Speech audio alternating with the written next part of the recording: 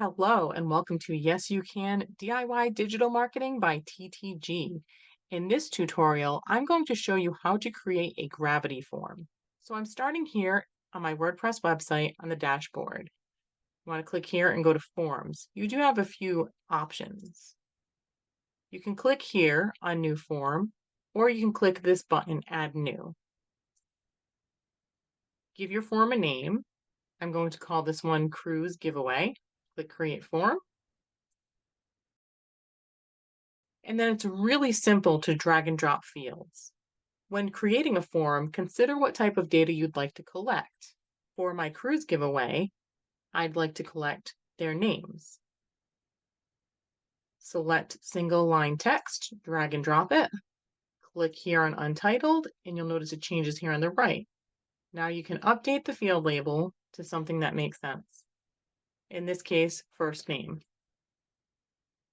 And I'm going to make this field required. And the reason for that is that I would like to know what somebody's first name is so that when I send them emails, I can personalize and address them by their first name. Come back to Add Fields, drag and drop this same one, single line text, click on Untitled. And this one I'm calling last name, but I'm not going to select required because the last name is not required, only their first name for personalization. However, if this was something like a real giveaway, I would probably require the last name. We don't recommend creating a field that's just called name because it's better to be able to customize so that you have the first name in one field when it goes into your email marketing platform and the last name in a separate field. And then coming back to add fields, same steps. And I'm going to call this one email because we do want to collect their email address, of course. And email address is almost always required. Usually you want to collect that. Okay, and let's say you want to require their zip code. Maybe you don't need their full address, but you'd like to do some data collection to get an idea of where your audience is located. We can drag and drop this here.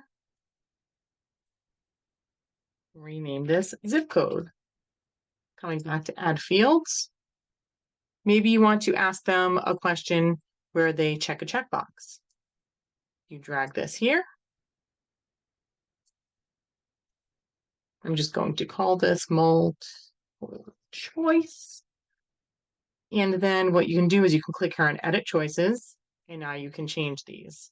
So maybe I want to know where people are interested in going for destinations for cruises. So I'm going to put in Alaska and the Bahamas. And let's say I'm only giving them two choices. If you want to get rid of a choice, you just click this minus sign, and now we're left with two.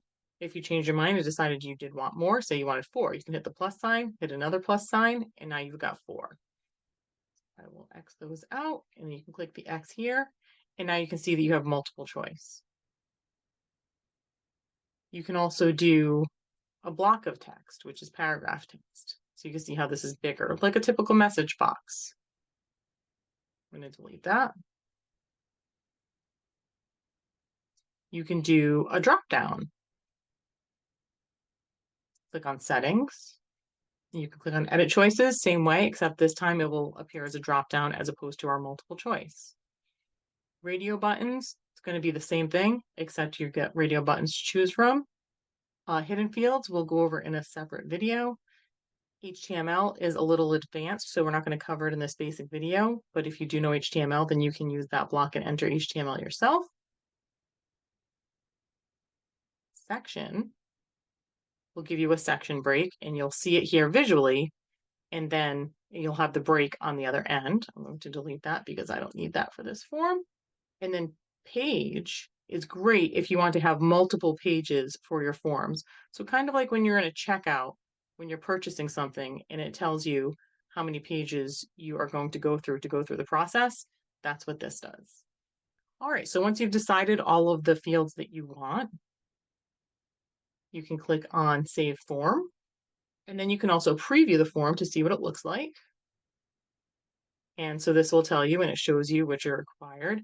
I didn't make this required, but if there was something you were really wanting to collect, you would make it required. The multiple choice is not required. And you can also test this out, by the way. You can actually select these. So you can test out everything here. This is not what it will look like on your page. This is just a preview, and then it will look different on the actual page that you place it on. So those are the basics to get you started. Check back for more videos. We're going to look at settings on how to set up confirmation, how to set up notification emails, and more. Before you leave, be sure to subscribe to our channel and click the bell to receive notifications. And if you have any questions, feel free to leave them in the comment section below. Thanks for watching.